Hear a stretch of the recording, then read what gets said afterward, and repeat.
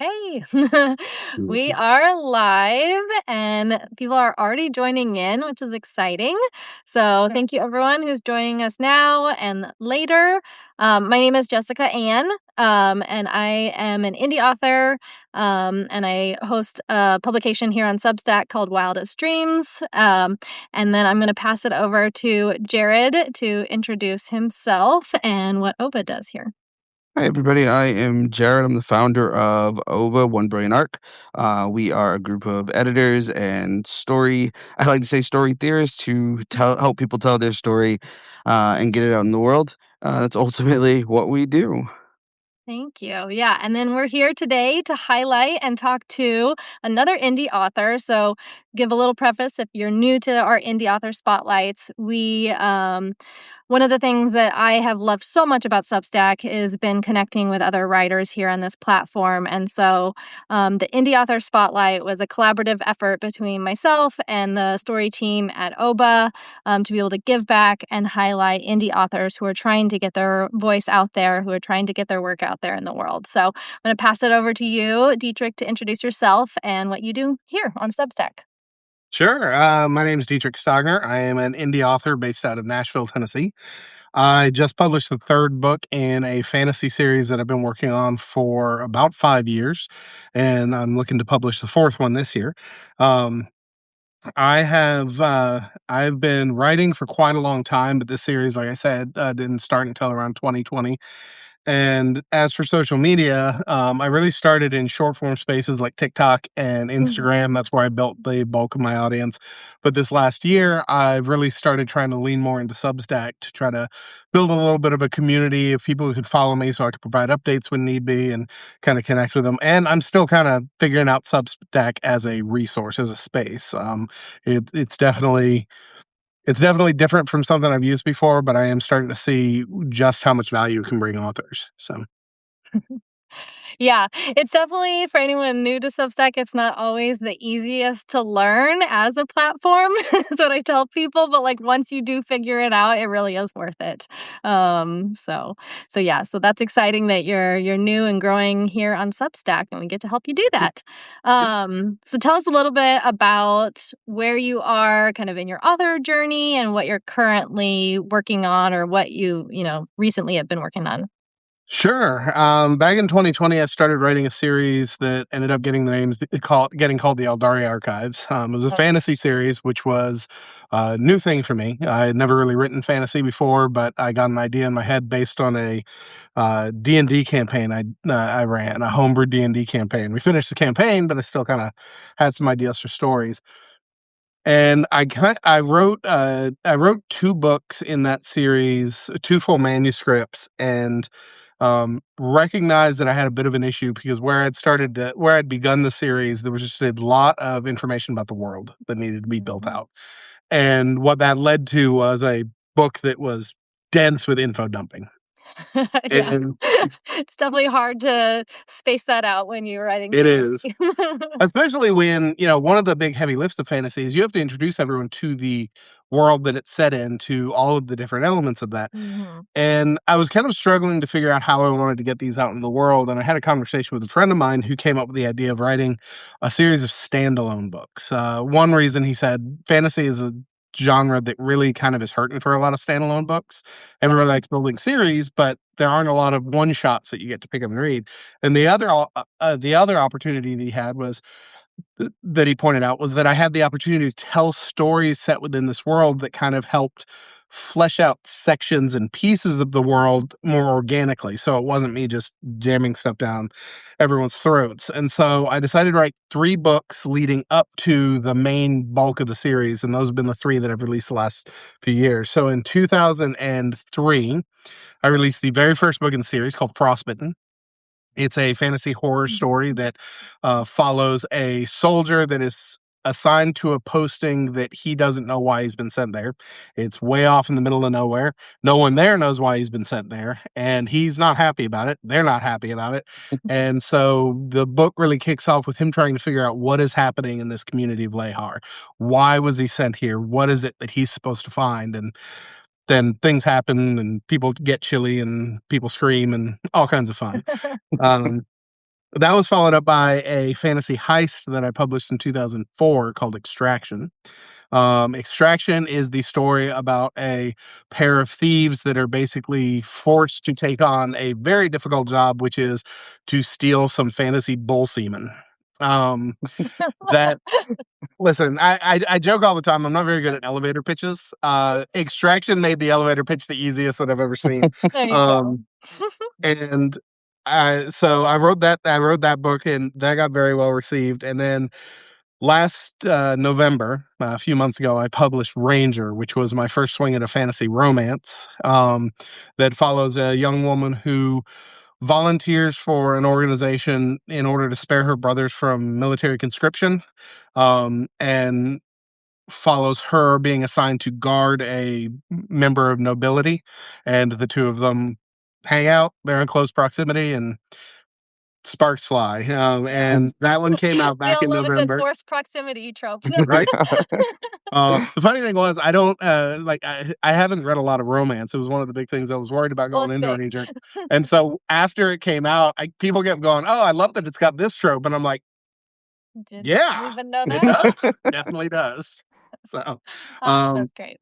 and then right now I'm working on the fourth book in the series, which is going to be called Resonant. And Resonant is when the series is basically switching directions. So we're no longer looking at standalones. We're starting the bulk of the series that's going to take place, and it will introduce a character named Elia Creighton, who will be the primary character for the rest of the series. Elia is a character. She was the first one that I wrote in this world.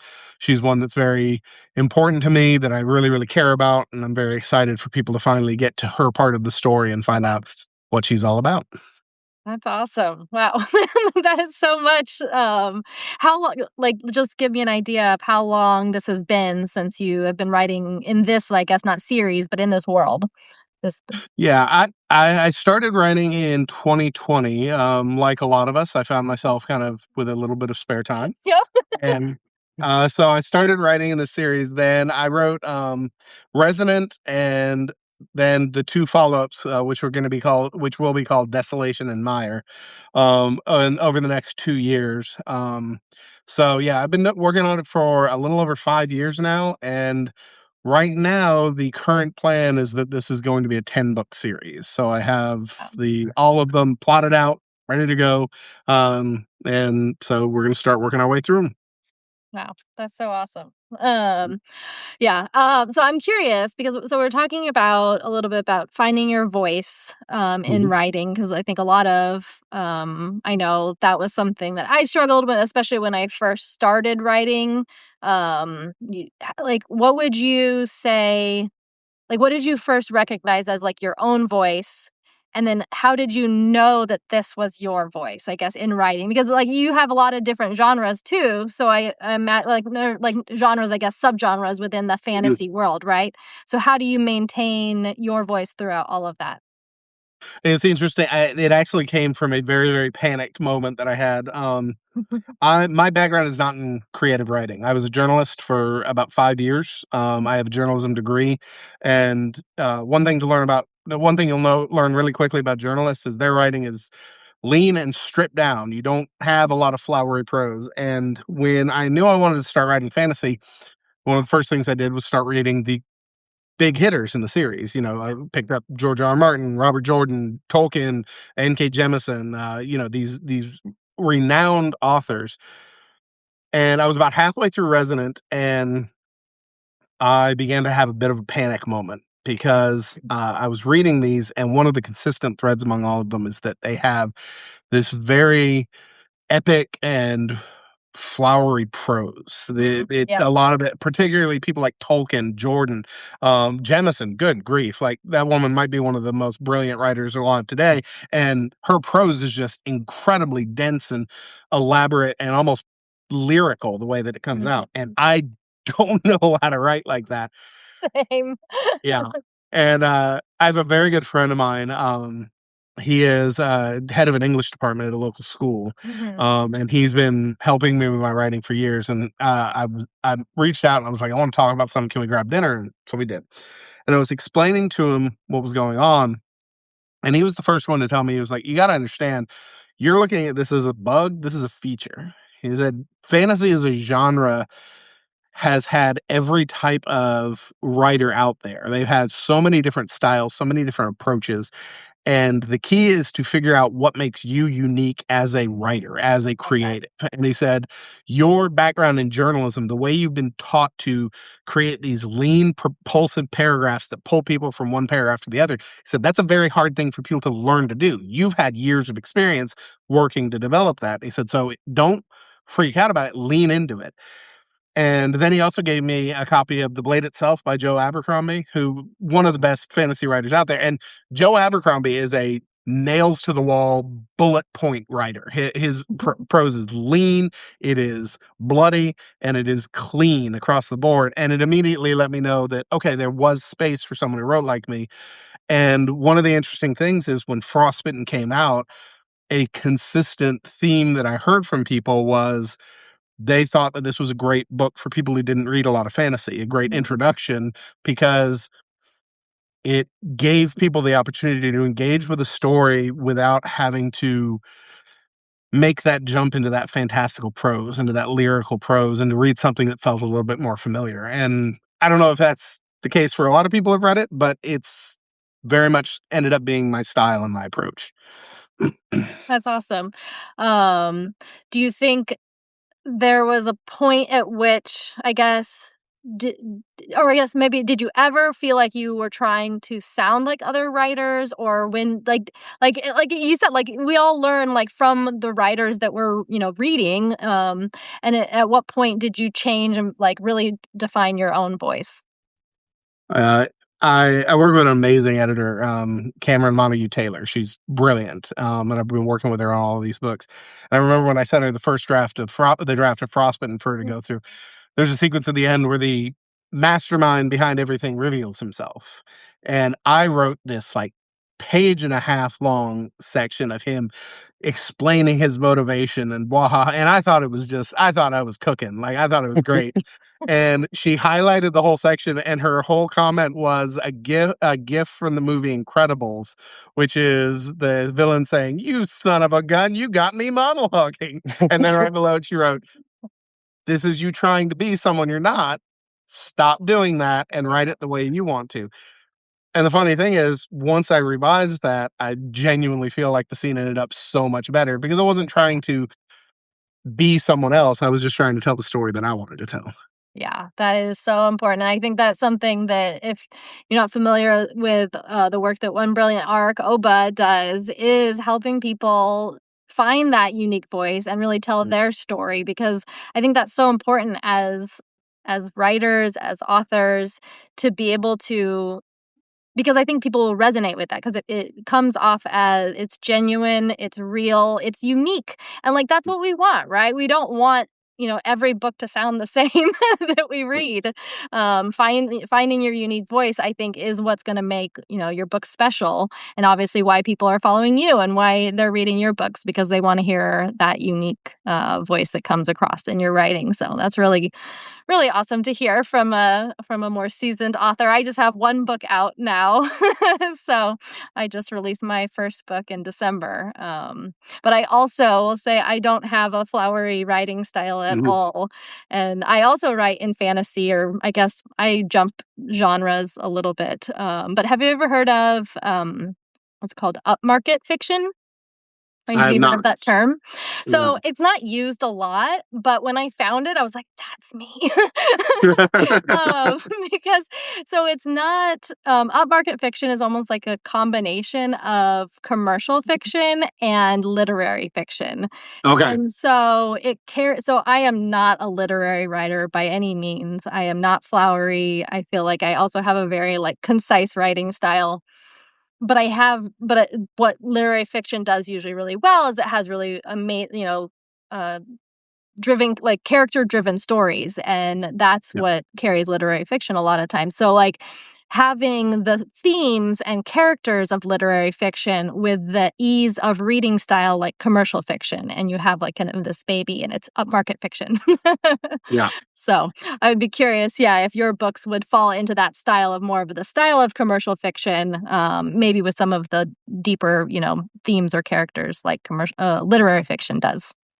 It's hard to tell. I think one of the misconceptions, and it was one I kind of carried around even though I think I should have known better, is that Mhm. lean writing can't really be powerful, right? It can't really be as impactful as that. But I mean, the genre I grew up reading and deeply loving, the two genres were horror and noir. And if you look at noir, you got Elmore Leonard, and that man never used 40 words when 3 would do. Like, that man's writing was as lean as a razor blade and just cut through everything, and yet his books are iconic. They Mhm. hit with a force. And then the other author that I really, really inspired me growing up was Stephen King. I Yeah, love same. Stephen King, and the fascinating thing about Stephen King is his writing is not that complex. It It's really in is. fact, I Yeah. think that's the source of his popularity, and yet he can find just simple sentences that hit Mhm. you so hard and manage to evoke the kind of emotions that he's trying for in those scenes. And I realized at a certain point that I had the opportunity to do the same thing in the works that I was doing. And I was like, it's not easy. Like, writing prose like that is still lean and yet still hits that hard takes a lot of thought and rewrites and help from people like editors and beta readers. But the handful of times that I think I've really nailed it, I hear from readers. Mhm. I hear the line, the one thing, and I think that's pretty amazing. Yeah, So, that is. I um I want to go back to what we were talking about before. We were talking about the more about voice stuff, and we're talking about that. I think we wrote an article for Oba that was discussing the idea that finding one's voice, the term finding one's voice, Mhm. is a myth, because your voice is yours. I was Mhm. listening to Ranger a little bit, and also as somebody who's watched your lives, I felt your personality, your voice in that. And my question to you would be for other, I guess, newer writers, what would you say when if they come to you and ask you, how do I find my voice? How do I do that? What would your response to that be? um, I had a journalism professor who talked a lot about that every single person has a good writer inside them. The problem is, uh, and I'll use different language than he did, just in case you tend to shy away from that kind of thing. Is that every good writer is also buried under about 6 tons of garbage. He said, "There's nothing we can do about it. It's pumped into us from the time we grow up. It's influence from television, movies, and books, and everything else that we think is good, but has nothing to do with who we are." And he said, and unfortunately, the only way to get yourself out from under a pile of garbage is to dig, which means writing, which means writing a lot, which means writing a lot of stuff that you look back on and go, nope, that was definitely not it. I am in the process. I talked about I'm working on Resident now. I've already written a full draft of Resident. I wrote it 5 years ago, and I've come a long way as a writer. And so one of the things that I am seeing is how much I was throwing spaghetti at the wall. And that's kind of what you have to do. You have to write a lot. And then as you do that, you start recognizing those things that you keep coming back to. You start recognizing those things that you start to feel at home with when you write. This kind of interaction, the kind of stories, the kind of dialogue. And I see that I get a chance to work with a lot of great writers and get to know a lot of great writers, and I've gotten to see them proceed throughout their career. There's one that I absolutely love. Her name's Taylor Vaughn. She writes these incredible sci-fi superhero stories. She wrote a great fantasy story, but I've now read 5 books that she's written, and what I've gotten to see is more and more her unique voice coming out into her writing. And the thing is, I think that's what brings us back to an author over and over again. It, Yeah. it is when we start recognizing that voice, when we realize that they've got something unique to say, but you can't find that without digging yourself out of that pile of garbage. My journalism professor was a lot more obscene than that, so you much different language. So, No, that was good, yeah. Good advice for sure. Um I was just reading, yeah, the comments, just agreeing that, yeah, good advice for writers is to, yeah, just, yeah, keep writing and you eventually I would say maybe finding isn't, like the better word would be, like, rediscovering your Mhm. voice because it's already there. You're just having to sift through all of the garbage. Exactly. Yep. And I think, the other thing is it's a lifelong process. I don't think you ever stop working towards finding, like, developing your voice. I think every time you write, you get a little bit closer and a little bit closer and a little bit closer. You're never gonna hit there's no finish line. Yeah, But that's actually kind of the exciting thing because that means if I write 50 books in my lifetime, there's never gonna be a point where I finish a book and say, "It's not gonna get better than this." It's always gonna get better, and that's really kind of exciting. yeah. So can you tell me maybe I don't know if this might be a bigger question, but what is writing to you, or what is this story to you? Like, because being a writer is not an easy thing, right? It has to come from the heart, because or else none of us would be doing this. um, but what about this story made you, that keeps you going? Because this is, I mean, you're in it for the long haul. It's 10 book series, Mhm. right? Mhm. What does it mean to you? I'm really curious. Um, I use writing in a very real way to kind of explore some of my own conflicts, some of my own questions about the world, that kind of thing. And I think fantasy is a great way to do that. I think good fantasy is a lens Mhm. that we view the world through. And when when I was writing in 2020, I started writing. Um, I started writing when I was having a lot of difficulties with the way I viewed my relationship with my country. I served in the Navy for 8 years. My father was a soldier for 25 years. I come from a very patriotic family, a very hoorah.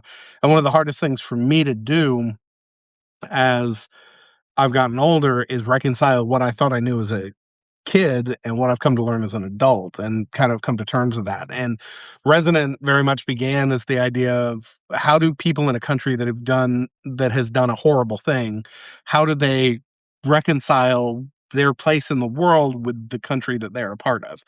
And that exploration has driven most of every plot that I've got. Frostbitten is the closest to a self insert that I have because Frostbitten is about a soldier who has been grown up in the lap of privilege, receiving all of the benefits of the empire that he's part of. And then for the first time, he's put out into a part of the world where he gets to see the communities that have been exploited in order to create that privilege. And that conflict really comes to play with that. Extraction's main character has understands the place that his life went badly. He's dealing with a lot of trauma, and he thinks he has a clear view of what happened. And he is forced to kind of look at that from another person's perspective and understand that when you get older, things are a lot more complicated. And then Ranger at its core is about a young woman who wants to do anything she can to protect the people she loves. And unfortunately, I think one of the hardest lessons that all of us learn as we become adults is that you can have all the good intentions in the world, but to quote Stephen King, growing up is learning that the world has teeth and will bite you with them anytime it wants to. And coming to that realization, I think, creates an arc that no matter how fantastical the setting, no matter how strange the characters, it is something that we can all connect to. And as I write, I find that my writing doesn't have a heartbeat unless I put a little bit of my own questions about the world within it. So Yeah. Yeah, definitely. I'm you both have, you did just you have a bunch of books out now, and Jess is just released hers. I'm working through my debut novel for the end of the year, and I'm finding one of the most challenging parts of it is reconciling how much of yourself, as you just talked about, you put into your story.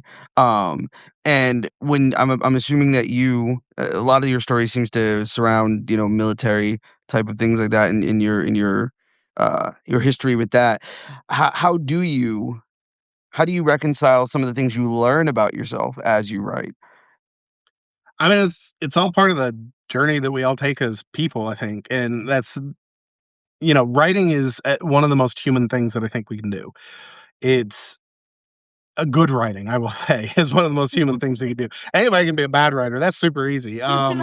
But good writing is about that human journey. And I think the books and the stories that really linger with us are the ones where the author has almost opened up a vein and bled onto those pages. And there's so much of who they are woven throughout these characters, throughout these sentences, throughout every choice that they made on every step of the page. And so it is difficult for me to judge, like, am I putting too much of myself into this? Am I exposing myself a little bit too much? But I had a conversation a while back with a friend who wanted some advice on how she could get people to engage more with her content on TikTok.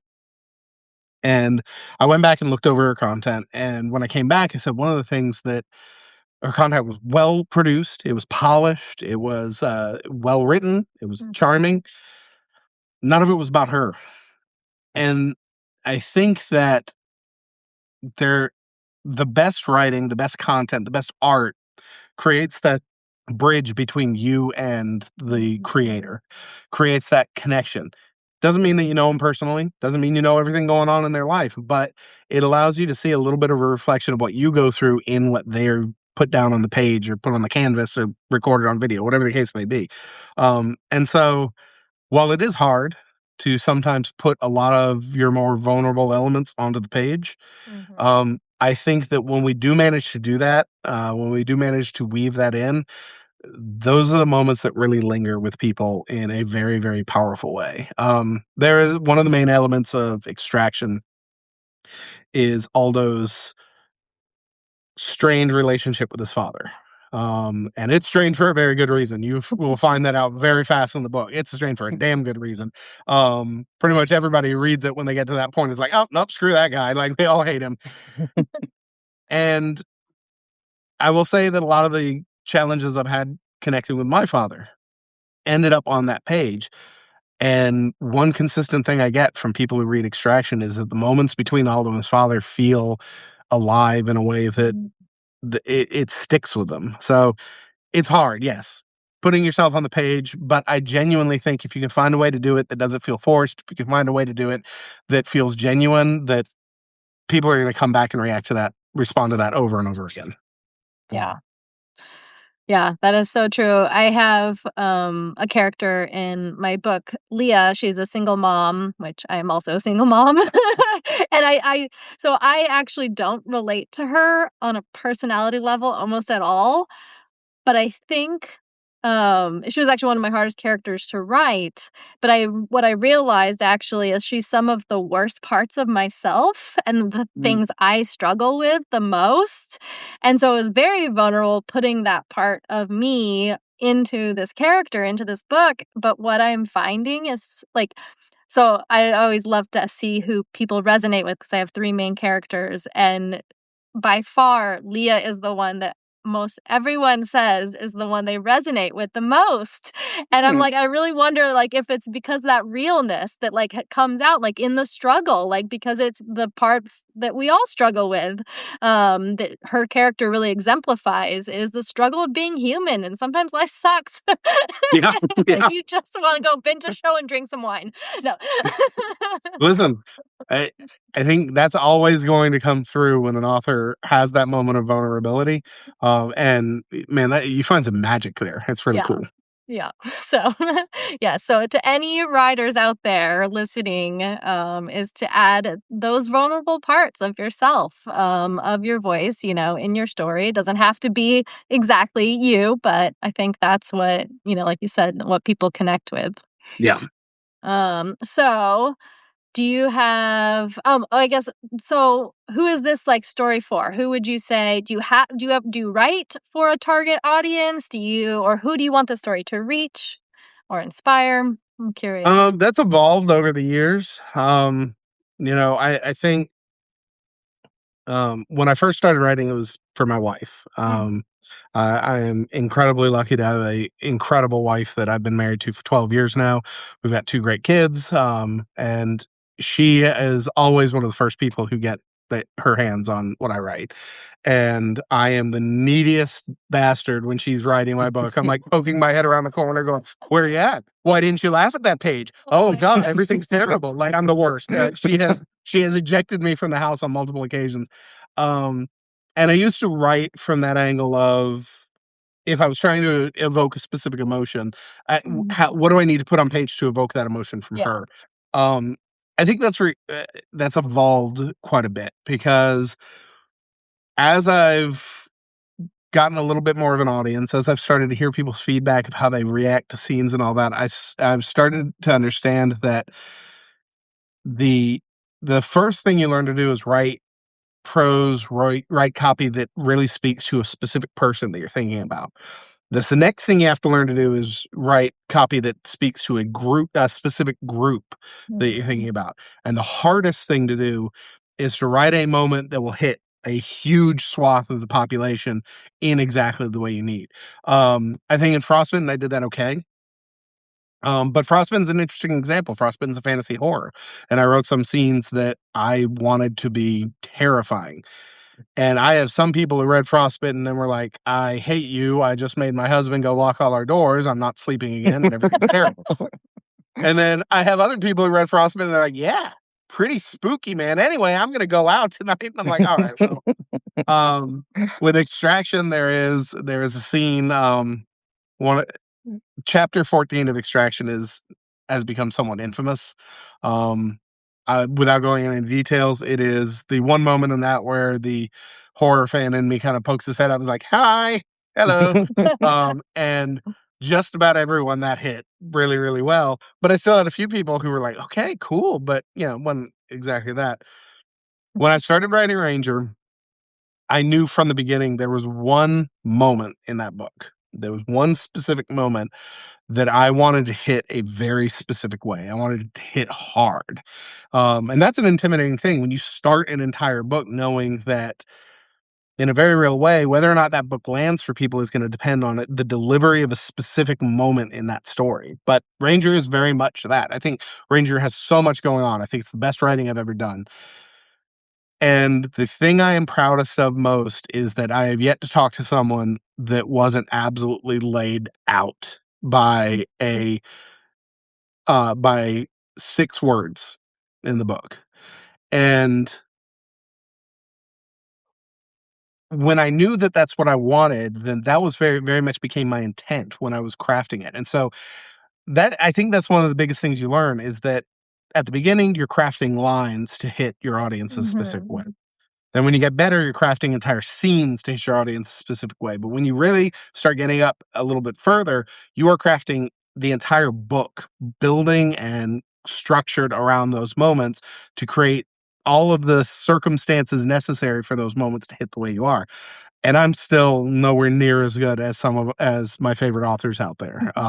But like I said, it's an ongoing thing. But yeah, right now I try to write for the people I know love my book, and I try to make sure that when they close the cover on one of my stories, that they feel like their time has been well spent within my world. So. Wow. That's awesome. Well, you definitely have me intrigued, and now I want to read them. So, do you have, Jared, did you have any other questions, or we can talk about how people can, find you, or if you have any, what are the next steps, any teasers for future Sure. books? Yeah. Yeah, I just want to know, want Dietrich to let us know where we can find him, as well as, you know, like you said, some of the little nuggets that we can maybe look out for if we're a fan of what you've been doing. Sure. I'm mostly active on TikTok and Instagram. My username is Dietrich Stogner on both of those. Easy to find me, and I got plenty of content going back quite a ways. I tend to review indie books. I don't spend a lot of time reviewing trad published books, not because I don't love them. I read them like Mhm. crazy, but I like drawing attention to some brilliant indie authors out there. I'm on YouTube. You can just find me searching by my name, and I've started putting out some more content kind of talking about the journey of writing, the things that build behind it, and what it means to actually like make that progress on stories and things like that. um, I recently began a podcast with a friend of mine that is very, very dumb. It's very nerdy, and we're having so much fun doing it. Kate Page and I co-host a podcast called "May the Force Live Long and Prosper," and literally, it's just a breakdown. One week we watch an episode of Star Trek Deep Space Nine, which Kate's never seen, and then the next week we watch an episode of Star Wars: The Clone Wars, which I've never seen, and we just break them apart and have some fun with it. It's been a blast. We've been having a great deal of fun doing that. Um, and then yeah, I'm working on Resonant now. Resonant's a big deal for me. This is the book that kicked off this series. It's one I've been thinking about pretty much constantly for 5+ years. And it's the character that means the most to me. Elliot Creighton was, in a very real way, inspired by my youngest daughter, who is this brilliant young woman. And so it's very important to me. As I go through it, as I'm doing these revisions, there are sequences and scenes from it that may not make the final cut. I'm a big fan of Kill Your Darlings, and that's a little hard for me. But some of the scenes that we're pulling out, I've been working a lot with my narrator who did Ranger. Ranger is my very first audiobook. And by the way, if you read audiobooks at all, the audiobook of Ranger is the way to read it because Cassie Corbin is like she took scenes that I wrote. I wrote them. I know what happens. I know exactly what happens. And I'm walking outside my townhouse, walking my dog, listening to Cassie read this chapter that I wrote. And one of my neighbors stops and is like, "Are you okay?" Because I have tears pouring down my Oh face. my gosh. Cassie, it's great. Cassie's going to reach down your throat, rip your guts out, and throw them at your feet. And you're going to say, "Thank you, please, may I have another?" It's amazing. Um, but Cassie has read Resonant. She knows what's going on. And she and I have been talking a lot about it. And so the introduction to Resonant, the very first opening chapter, she actually has right now, and she is going to be recording a audio short with it, and we are going to be releasing that. And I will include all the precursors. You should read Ranger first before you listen to that, but we're hoping by the end of this month we'll have that out. And then the idea is that I want to start writing a few short scenes, short stories, things like that. I'll be releasing them through my Substack that kind of build up to what happens in Resonant. Start Mhm. presenting some of those questions that we have to answer. And then, yeah, Resonant will come out this year. I don't yet have a release date. I'm guessing October, like the fourth quarter. But Resonant is something I'm very excited for people to see. It introduces several new characters, but if you've read Ranger, you are going to get to reconnect with some of the characters from that book. And if you've read Frostbitten, you're going to get to reconnect with some of the characters from that book. So it's very exciting to be at the part of this journey now where those all those threads that I laid are starting to weave together, and I get to see how they pay off. And um, I'm excited to see how people react to it. It's gonna be good. Yeah. Well, Oh, sorry, just go ahead. I was gonna say, I'm so excited to keep following along now.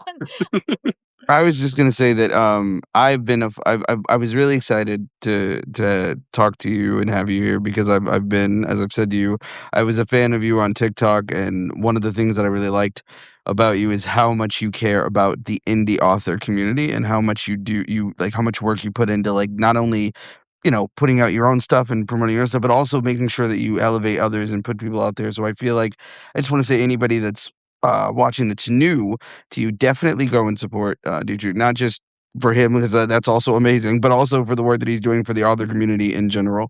So yeah, I think you're doing amazing. So thank you for what you do as well. I appreciate. I will say if there's one thing that I think indie authors benefit from the most, it's community. And I have a lot of people who ask me how they can get engaged with the community.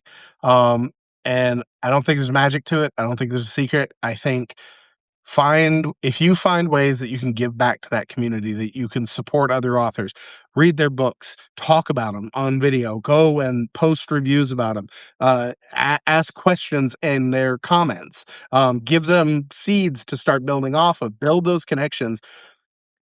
I started this. I started on TikTok back in 2021 because a friend basically bullied me into doing it. I did not want to do it. And I'll tell a short little story, before we finish. I made a bunch of content and it was terrible. It just kind of didn't go anywhere. But I had one person who kept popping into my comments and saying, "Hey, I think this is a great job. I think this was great." Asking me questions, giving me something to respond, just really making me feel welcome. Her name's Kate Page. I host a podcast with her. She is also one of the most ferociously gifted authors that I think I've ever had the privilege of meeting. Her book Funny Girl, which came out a couple years ago, was unquestionably my book of the year, and I've read it 3 times since then. If you like romance, it's a no-brainer. It's brilliant. But Kate just taking the time to say, "Hey, I like what you're doing. Hey, here's a question."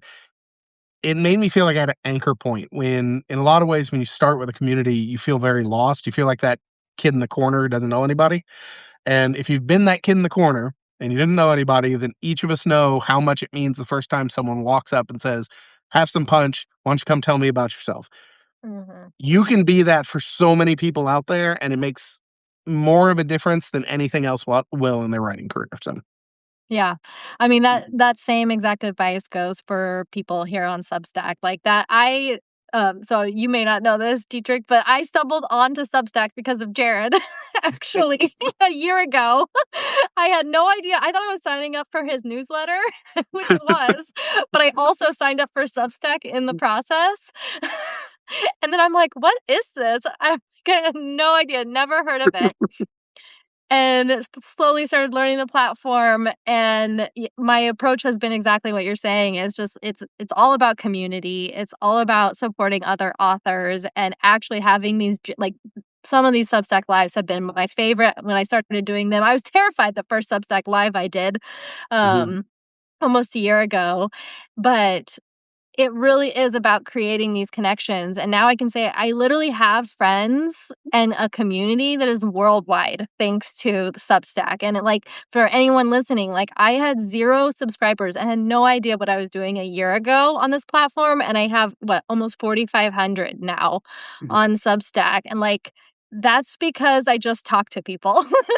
You just talk now, if I can figure out TikTok and Instagram, maybe I can learn from you because I really don't like making videos, but, um Um, I will tell you, we did a launch party for Ranger back in late October when it came out, and there were few things that meant as much to me as the fact that I had people come in from all over the country to celebrate this with me. Yeah, community is everything. If you build it, it's going to give you benefits far past what you can possibly imagine. Yeah, and I really enjoy getting to meet new people and getting to connect with them. So, that's awesome. Well, I'm so happy we got to do this interview. Jared, thank you for making the connection. I'm definitely gonna be following, and now I have till October to read 3 of your books to get caught up.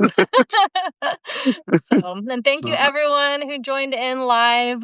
We appreciate all of you. We'll also make sure to drop any links to our outside account so you guys can follow along as well. So, thank you. Thank you. thanks, You guys everyone. have a good day. Bye.